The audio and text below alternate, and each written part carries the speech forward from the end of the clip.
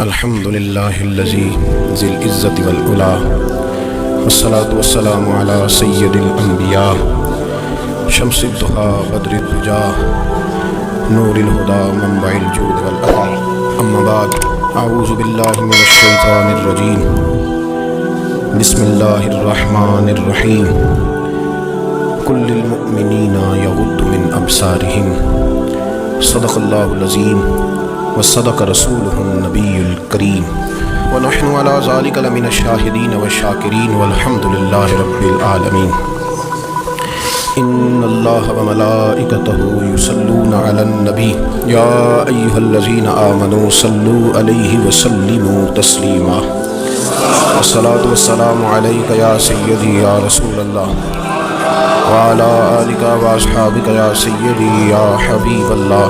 تمام تعریفیں حمد و ثنا اللہ تبارک و تعالیٰ کے لیے.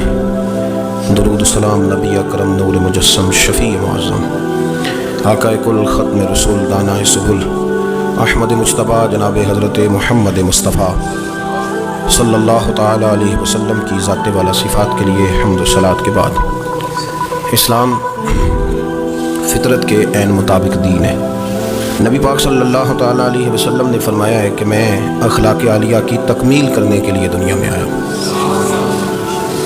جتنے اخلاق ہو سکتے تھے، جتنی خوبصورتیاں ہو سکتی تھیں، جتنی اللہ کو محبوب تھیں، وہ ساری میرے نبی کریم نے بیان فرمائی. ساری رسول کریم صلی اللہ تعالیٰ علیہ وسلم نے بیان کر دی ہیں جتنی خوبصورتیاں ہو سکتی تھیں.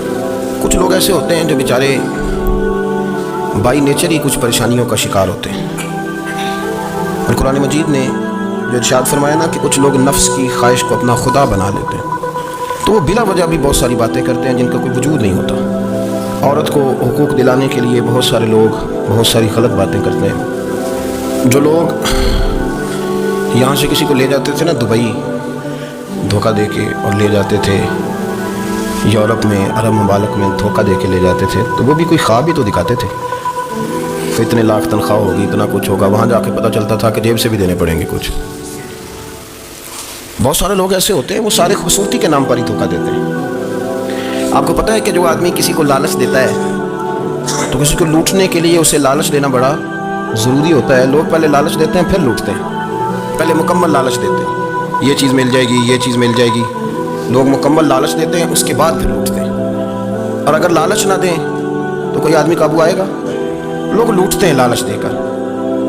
اچھا، اب وہ جو جس کو لالچ دیا جا رہا ہوتا ہے وہ کہہ رہا ہوتا ہے کہ نہیں نہیں تمہیں نہیں پتا. وہ اس وقت ماننے کو تیار نہیں ہوتا. وہ کہتا ہے اتنی خوبصورت باتیں کر رہا ہے، اتنے اچھے پیغام دے رہا ہے، تم میرے دشمن ہو، تم مجھے منع کر رہے ہو. ہوش تب آتی ہے کہ جب سب کچھ لٹ جاتا ہے. عورت کو ویسے بھی قابو کرنا بڑا آسان ہوتا ہے. اعلیٰ حضرت بریلوی رحمۃ اللہ علیہ فرماتے ہیں بیٹیاں نازک شیشیاں ہوتی ہیں، ان کو تو ذرا سی چوٹ لگے تو ٹوٹ جاتی ہیں. دیکھیں کتنا بڑا جملہ کہا بریلی کے امام. نازک شیشیاں ہیں. ذرا کوئی آدمی گمراہ کرتا ہے، ذرا خراب کرتا ہے. اب دیکھیں نا، یہ جو بچیوں کو بچے مس گائیڈ کرتے ہیں، انہیں بڑے بڑے خواب دکھاتے ہیں، وہ بیچاری ماں باپ کو چھوڑ کے، بہن بھائی کو چھوڑ کے اس کے ساتھ شادی کرتی ہے. پھر جو اس کا بعد میں حشر ہوتا ہے، آپ ادلیاں نو سردار پہن تکے تے شرما والیاں نو چوٹے ڈولیاں دے. پھر وہ بیچاری ماں باپ رکھتے نہیں، وہ ظلم کرتا ہے، تو کتنی بڑی تکلیف میں وہ بچی آ جاتی ہے. نازک شیشی ہوتی ہے نا تو ٹوٹ جاتی ہے. یہی حال اب جدید خواتین اور یہ جو کچھ اینکر پرسن ہیں، یہ اصل میں نا یہ آپ کو سیاست سکھاتے ہیں، لیکن یہ مادر پیدر آزاد لوگ ہیں، بالکل آزاد. یہ تو علماء شور نہ کریں، بات نہ کریں، گفتگو نہ کریں، مشائخ بات نہ کریں، اور یہ جو کچھ سنجیدہ اور دینی طبقہ ہے یہ کچھ شور نہ کرے، یہ تو روڈوں پہ ننگے ہو کے آ جائیں معاذ اللہ. خوفناک نظریہ رکھتے ہیں یہ لوگ. عورت کو کہتے ہیں تیرے حقوق ہم تجھے لے کے دیں گے. مثلاً وہ کون سا حق ہے جو تم نے لے کے دینا ہے؟ میرے نبی کریم صلی اللہ علیہ وسلم اس کو بیٹی بھی بنایا ہے، اس کو بہن بھی بنایا ہے، اس کو ماں بھی بنایا ہے، اسے بیوی کا عالی شان رتبہ بھی عطا فرمایا ہے. اور چونکہ بیٹی کا بھی حق بڑا بیان کیا جاتا ہے، بہن کا بھی، ماں کا بھی. اور بیوی کے معاملے میں لوگ سمجھتے ہیں کہ زیادہ بات نہیں کرنی چاہیے، شاید مسئلہ خراب ہو جائے. حالانکہ نبی پاک صلی اللہ تعالیٰ علیہ وسلم نے بیوی کے بارے میں پتہ کیا فرمایا؟ فرمایا جب تم نکاح کر لیتے ہو تو اپنا ایمان محفوظ کر لیتے ہو. اب میں اس کی شرح نہیں کرتا، آپ خود کر لیجئے گا کہ وہ ایک ایسی شخصیت ہوتی ہے کہ جس کی موجودگی میں آپ کا ایمان محفوظ ہے. اب میں نہیں سمجھتا کہ اس سے بڑی بات کوئی اور ہو سکتی ہے، جس کی موجودگی میں آپ کا ایمان. اور بھائی یہ حدیث پاک عرض کر رہا ہوں، نکاح जब कोई कर ले तो उसने अपना ईमान मुकम्मल कर लिया। इसका माना ये हुआ कि आपका ईमान महफूज है उसकी मौजूदगी में। तो इससे ज़्यादा भी, यानी ईमान सबसे कीमती चीज़ है ना, तो उसके महफूज होने की वजह हुजूर ने निकाह बयान कर दी। अब मेरा ख्याल है बीवी अगर कोई इससे बड़ा हुकूक मांगेगी तो बेवकूफ़ी करेगी। इतना बड़ा दर्जा नबी करीम ने उसे अता कर दिया, इतना बड़ा मकाम दे दिया कि तू खामद के ईमान के महफूज होने का ज़रिया बन गई है। औरत को जो हुकूक रसूल करीम सल्लल्लाहु ताला अलैहि वसल्लम ने अता फरमाए, नबी पाक ने जो हुकूक दिए, देखे ना, हज़रत अब्दुल्लाह इब्न उमर रज़ी अल्लाह ताला अन्हु की अहलिया बीमार थी तो जल्दी जल्दी से वो आए। तो जब बहुत जल्दी हो, सफ़र बड़ा शदीद था, तो आपने जल्दी से नमाज अदा की, जल्दी से चले। आपके खादिम कहने लगे हुजूर खैरियत है? फरमाया मेरी बीवी बीमार है।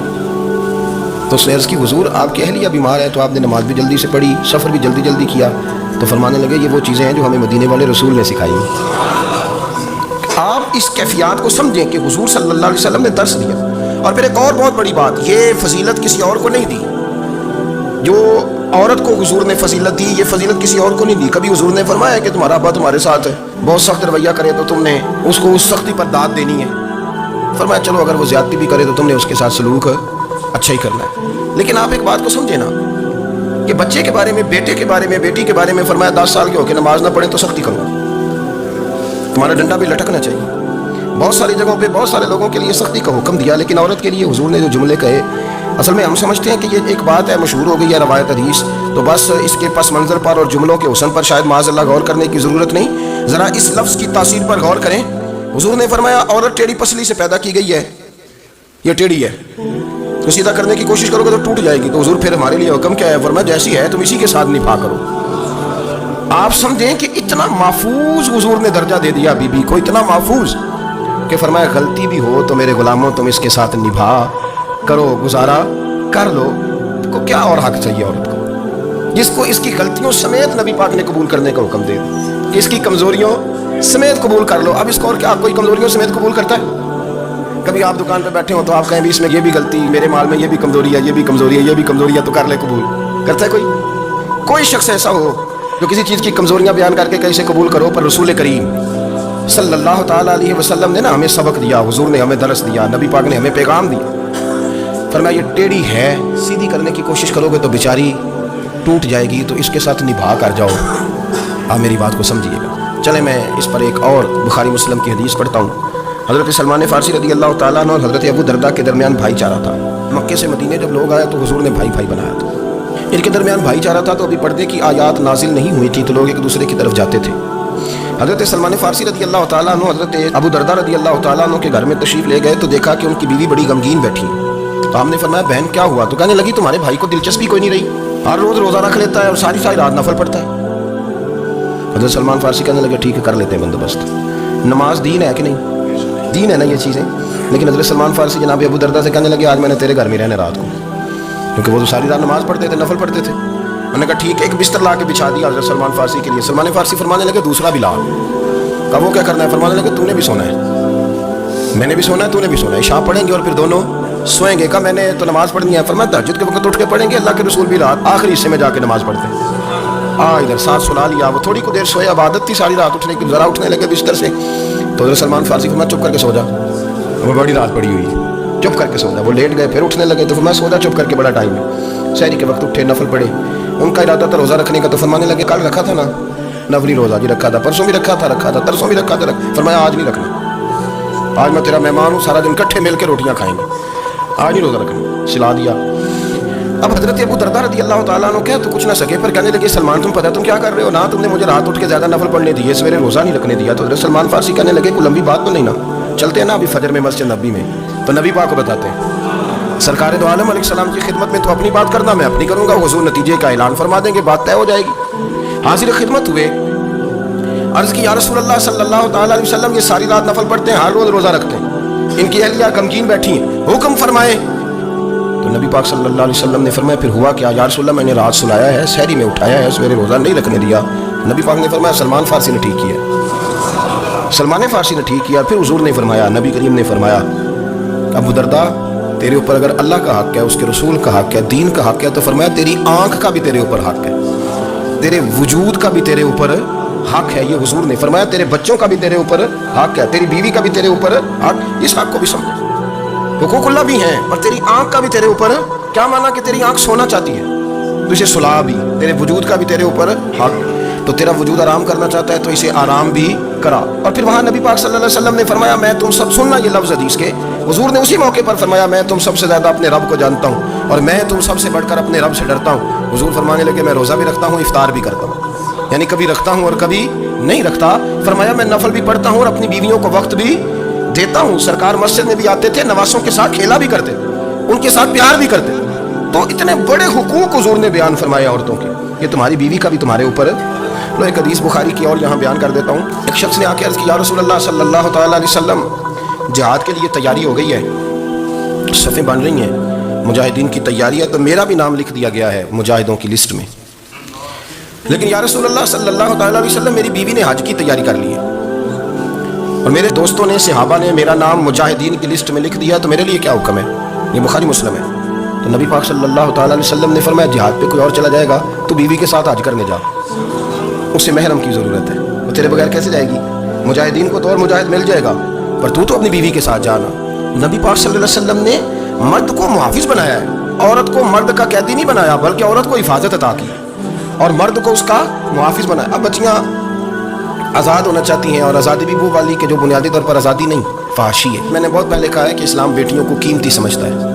जिस बंदे के पास 20 तोले सोना हो वो चौक में लेके नहीं आता, वो कीमती चीज़ है, उसने छुपा के रखी होती है।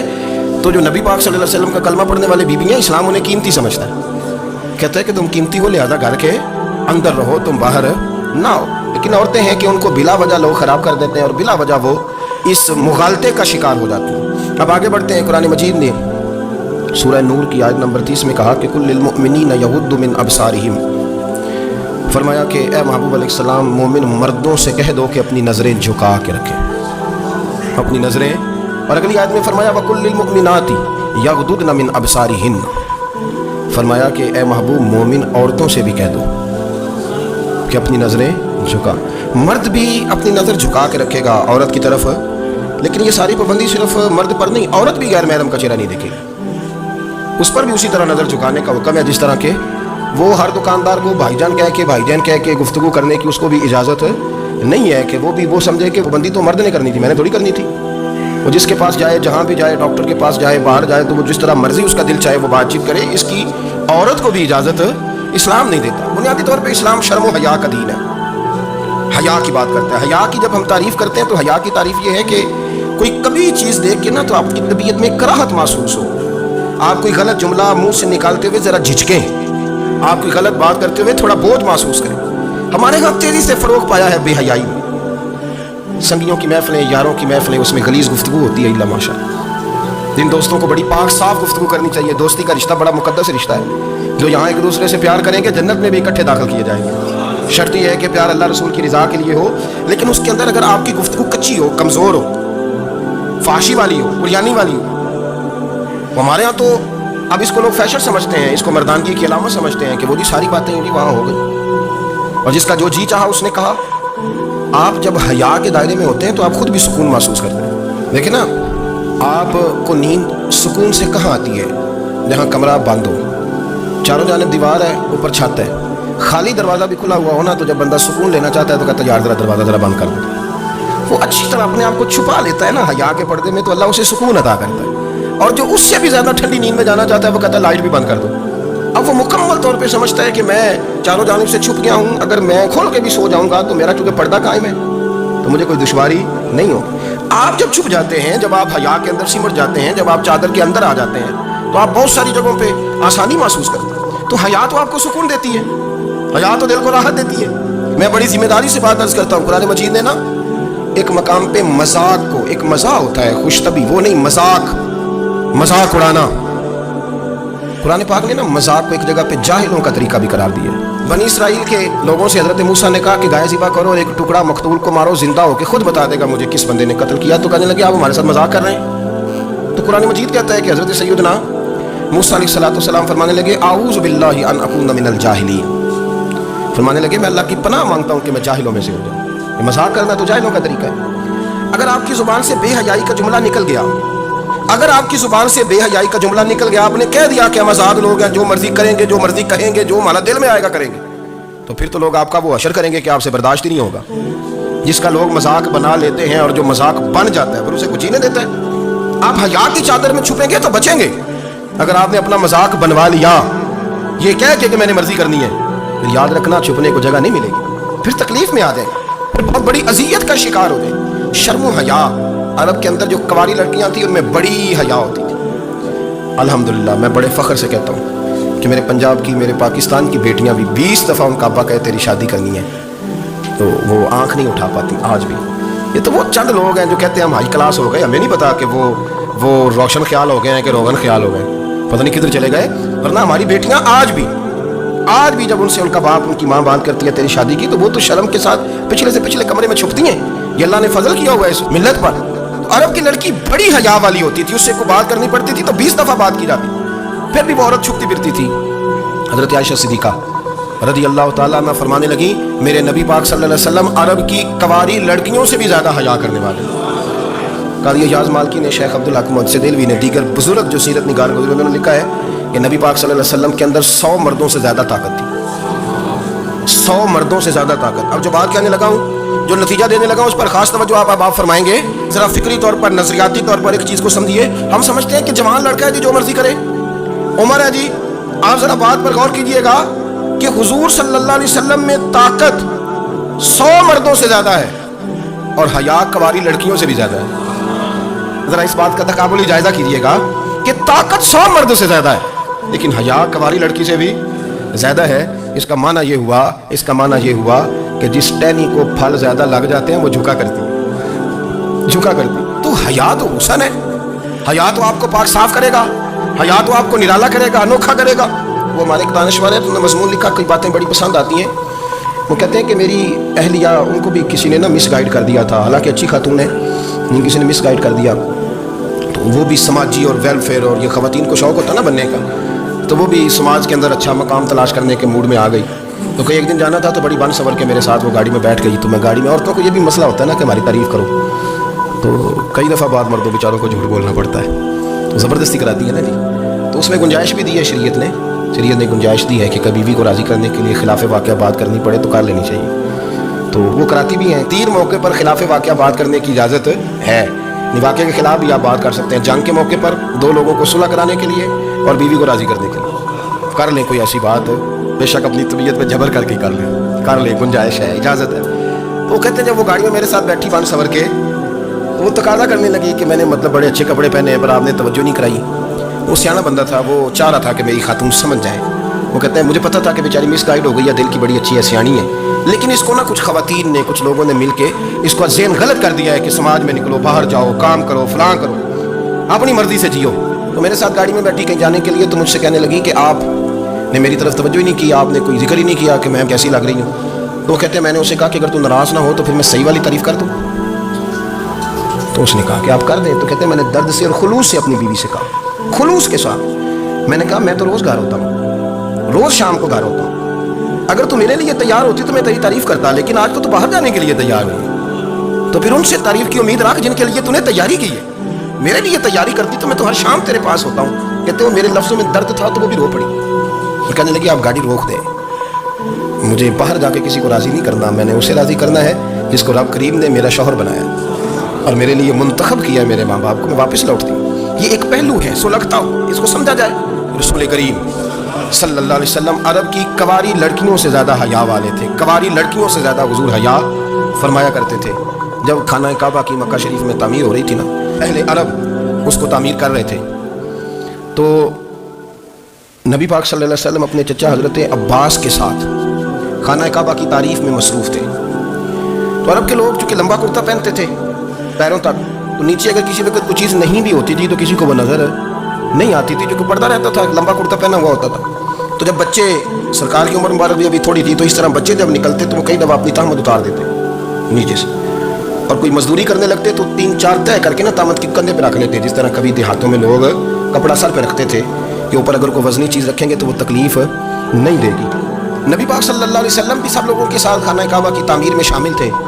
تو حضرت عباس رضی اللہ تعالیٰ عنہ نے کہا حضور سے، ابھی اللہ نے نبوت بھی نہیں فرمایا تھا، بھتیجے آپ بھی تہمت اتاریے، یہ صحیح مسلم میں حدیث موجود ہے، اور اس کو کندھے پہ رکھ لیجیے، آپ اینٹیں اٹھا کے لا رہے ہیں تو ذرا آپ کو تکلیف نہیں ہوگی. تو सरकार दो आलम सल्लल्लाहु अलैहि वसल्लम से ये बात कही और फिर जल्दी से हुजूर की तहमत को निकाल के ना, हालांकि लंबा कुर्ता पहना हुआ है, तो वो जैसे ही उनके कंधे पे रखा ईंटें रखने के लिए, तो सरकार तो ज़मीन पे गिर गए, बेहोश हो गए, आंखें आसमान की तरफ। और फिर हुजूर पुकार रहे हैं, आज़ारी आज़ारी आज़ारी, मेरा तामत दे दो, मेरा तामत दे दो। कभी कोई शख्स इस वजह से भी बेहोश हुआ है कि मेरे वजूद से कपड़ा उतर गया है? हालांकि सरकार पर वो बेहोशी भी नबी पाक का वो जो गलबा है ना शर्म या का, उसकी वजह से, वरना तो हुजूर फरमाते हैं कि मेरी आंखें सो जाती हैं, दिल तो मेरा उस आलम में भी जागता रहता है। तो सरकार ज़मीन पे तशरीफ ले आए, आंखें आस, मेरा तामत दे दो, मेरा तामत दे दो। तो जल्दी से उन्होंने तामत दिया, तो हुजूर ने बांध लिया।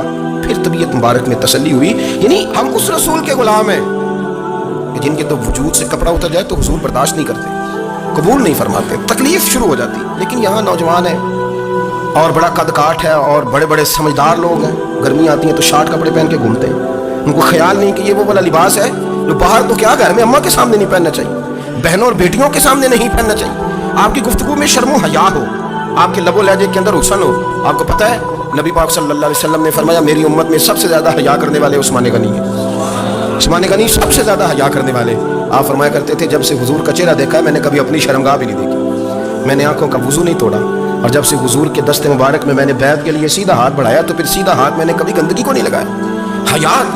आप बाथरूम के अंदर भी गुस्ल फरमाते थे तो कपड़ों समेत करते थे। किसी ने कहा, हज़रत जी वाशरूम के अंदर क्यों नहीं कपड़े उतारते? आप फरमाने लगे, बाहर बंदों से हया करता हूँ, अंदर जाता हूँ तो रब से हया नहीं शुरू हो जाता, वो तो देख रहा है ना। तो मैं जो बात आपकी खिदमत में अर्ज करना चाहता हूँ उसको आप समझिएगा मेरे अजीज, कि शर्म वाला मिजाज, गुफ्तगू भी शर्म वाली, आंखें भी शर्म वाली, लिबास भी शर्म वाला, दोस्ती यारी भी शर्म वाली, बहुत सारी ऐसी बातें। देखें ना आप ज़रा, मैंने कहा कि बातों को सुन के गुजर ना जाया करें, उसकी गहराई पर गौर करें। हुजूर इल्म का समुंदर है, सरकार से ज़्यादा इल्म दुनिया में किसी के पास मौजूद नहीं है, और सहाबा को मौका मिला हुआ उस समुंदर से फैज़ लेने का। लेकिन उनकी हालत यह है कि हज़रत अली मुर्तज़ा फरमाते हैं 14-14 दिन गुजर जाते। हुजूर से कुछ सवाल पूछना होता था पर मैं शर्म के बारे नहीं पूछ पाता था। 14-14 दिन बुखारी शरीफ में मौजूद है। एक दिन नबी पाक सल्लल्लाहु अलैहि वसल्लम ने पूछा सहाबा से कि वो कौन सा दरख्त है जिसके पत्ते नहीं गिरते, और वो दरख्त इस तरह है जिस तरह मोमिन होता है, वो दरख्त मेरे मोमिन की तरह बताओ। हज़रत अब्दुल्लाह इब्न उमर फरमाते मुझे पता था कि वो खजूर का दरख्त है, लेकिन चूंकि अबू बकर सिद्दीक भी बैठे हैं, उमर फारूक भी बैठे हैं, मौला अली भी बैठे हैं, उस्मान गनी भी बैठे हैं, इतने इतने जय्यद लोग बैठे हैं, तो मुझे हया आती थी कि मैं क्यों जवाब दूं। कहते हैं सरकार ने कई दफ़ा पूछा, लोगों ने कई और दरख्त बताए, पर फरमाया तुम्हारा जवाब दुरुस्त नहीं है। आप हया के इस पहलू पर गौर करें कि सवाल का जवाब आता है, सवाल का जवाब, यानी मुझे सवाल का जवाब आता हो फिर मैं दूं ना, मुझे बदअज़मी ना हो जाएगी। ये कैसे मुमकिन है कि मेरी रात गुजर जाए, मुझे पता भी था और मैंने बताया नहीं। बहुत सारे लोग आके बहुत सारी बातें बताते हैं, बहुत सारी बातें वो समझाते हैं, तो हम गौर से उनका चेहरा देखने लग जाते हैं, कहते हैं यार इसका तो दावा था कि मैं समझ नहीं आता हूँ, तो ये तो हमें समझा रहा है, चलो अल्हम्दुलिल्लाह हम समझने को तैयार है। लेकिन मेरे अजीज पता भी है जवाब का, इल्म भी है, लेकिन फरमाते हैं मेरी हया ने मुझे इजाज़त न दी कि मैं जवाब दूँ।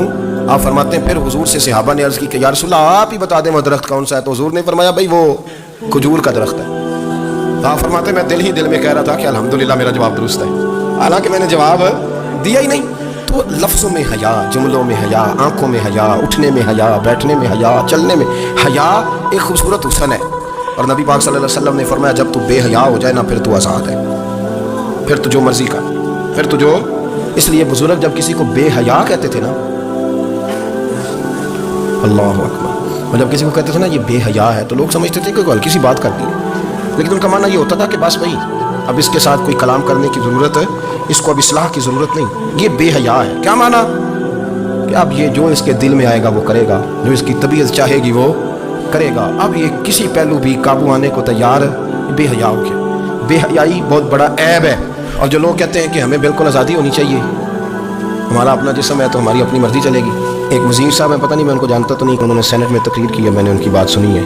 उसने कहा नहीं नहीं भाई जिस्म रब का है तो मर्जी भी तो रब करीम की चलेगी, और मर्जी भी ये मर्जी भी अल्लाह की। ये मुझे थोड़ा सा मसला है जिस्म पर, कभी कभी मुझे कसरत सफ़र से एलर्जी हो जाती है। मेरे साथ लोग ना दिल से प्यार करते हैं, शायद ही कोई अच्छा डॉक्टर हो जिस तक मेरे संगी मुझे लेके ना गए, पर जिसम अल्लाह का है ना, मर्जी भी जब वो चाहेगा सेहत देगा।